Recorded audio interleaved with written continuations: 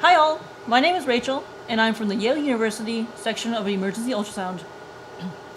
I wanted to make this video to showcase a new product that isn't mainstream yet, but I think it's pretty cool. Just to put it out there, we have no financial investment in this product. So this is the Sonic Eye. It's from a company called Sonovate. They invited us to do some testing with this, and we happily agreed. It's a linear probe that you can wear on your finger, and as far as I know, this is the first wearable transducer that I've seen. Here's the casing, and you can put an insert inside to make a snug fit, or if you have a wider finger, you may not even need the insert. You can put it on any finger that you want, and any hand that you want. There's a line here that roughly corresponds to the middle marker of a probe, and here's the footprint on the underside. So let's see how this looks. Here's my fake vein, and I feel like I can anchor myself to someone's skin. I can grip someone's arm circumferentially, and I feel like I can use my other fingers to try to palpate nearby structures or nearby arteries or even the vein itself. So let's try this.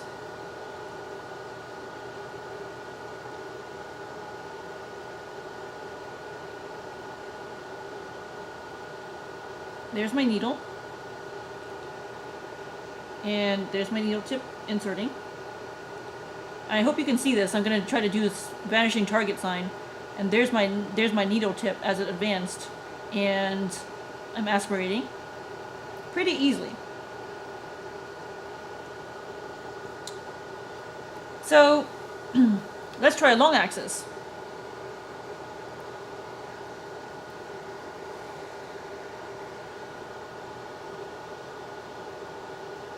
So here's my long axis, and I again can grip my fake arm here fairly securely. I can also go circumferentially, like if I'm encircling someone's whole arm.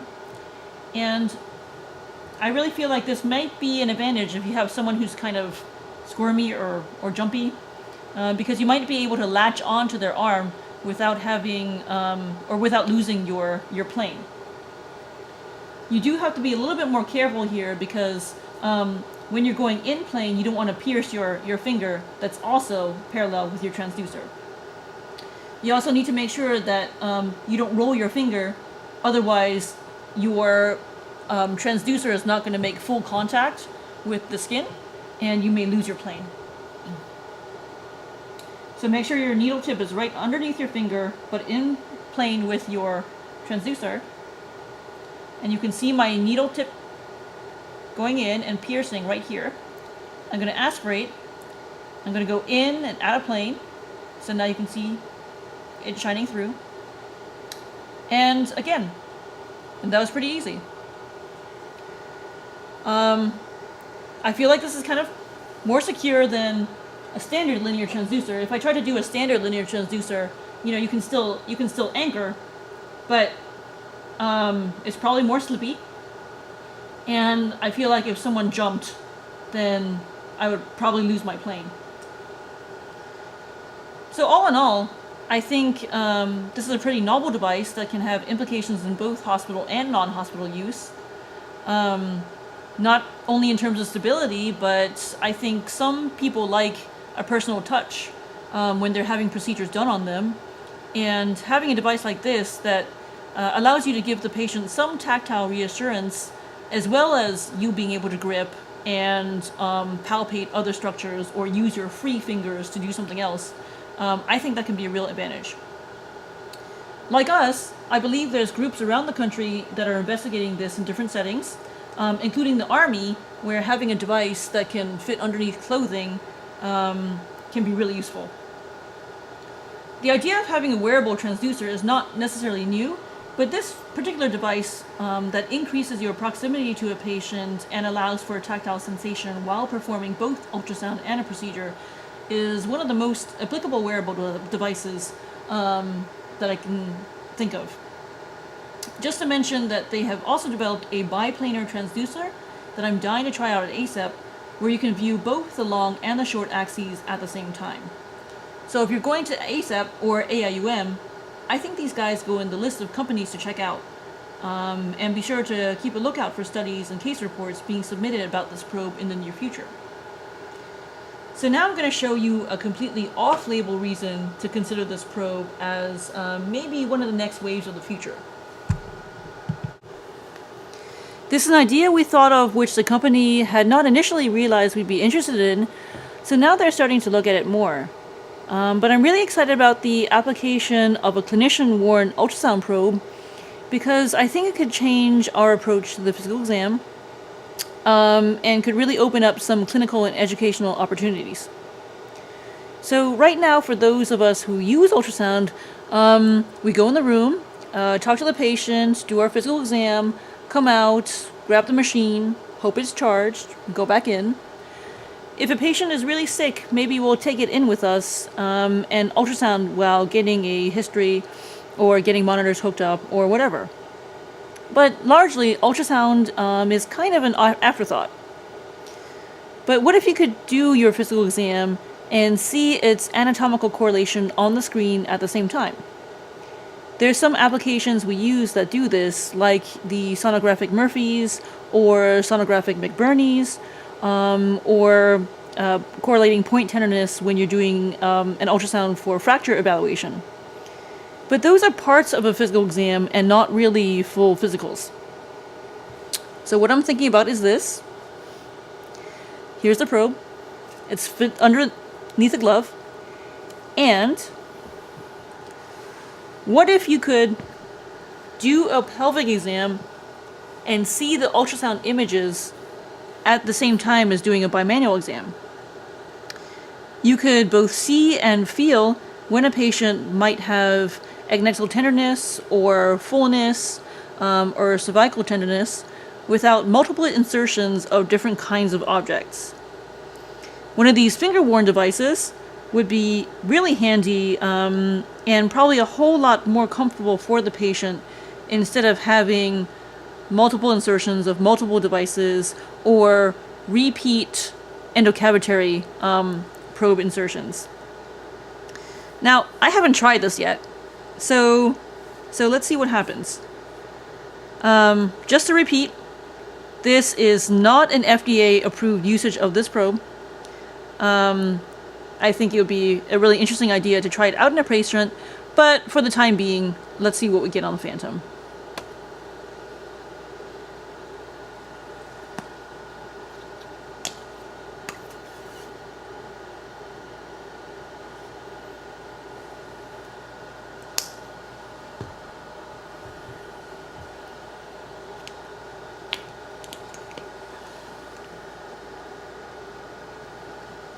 Okay. So let me take this. So we'll keep in mind that since this is a linear transducer, I'm not going to get the same breadth or width information because I don't have the same type of footprint. But here's a bladder, and my structures on this Phantom are kind of posterior. Also, a lot of the things are cephalad, so trying to do an insertion is a little bit difficult on this Phantom. But I think we're seeing some structures, and so here's uterus, and here's supposed to be the stripe. Let's take the depth out even more.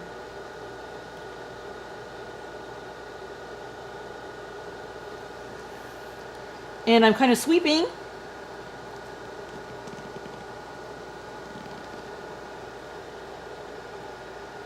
Because it's a Phantom, the organs are kind of hard, and I'm not able to necessarily turn into a long or short axis.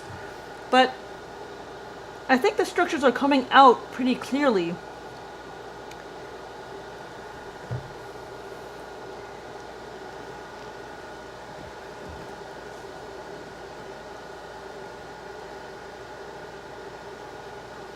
There it is again, and I'm kind of reaching the end of the uterus there. You can see at the side of the screen, some pathology, there's a hypoechoic area within the stripe. So I think that was pretty clear. I couldn't get my finger all the way to the pathology, but I know that's this particular phantom, since in this phantom a lot of things are more cephalad, and this is very posterior. So there may be a little limitation in terms of trying to get my finger all the way in here. But I do have to say that during a pelvic exam, I normally don't have to insert my full finger in, so I think that could be phantom specific. But anyway, I think this kind of technology is a really promising start to being able to completely visualize anatomic pathology while palpating. I'd obviously like to see an endocavitary footprint made that could fit onto my fingertip, and that would avoid some of the limitations of trying to do this with a linear probe. But I also think that if you do a lot of teaching, it'd be pretty cool for students to be able to see the pelvic anatomy and realize what they're feeling while learning how to do the GYN exam. So if they feel some adnexal fullness with another finger, they can ultrasound it at the same time with the finger that has the transducer on it. I think it would also blend visualization of uterine physiology, say during hormonal cycles, while they're also learning the physical exam. So physical exam augmenting or being augmented by ultrasound, teaching anatomy and physiology.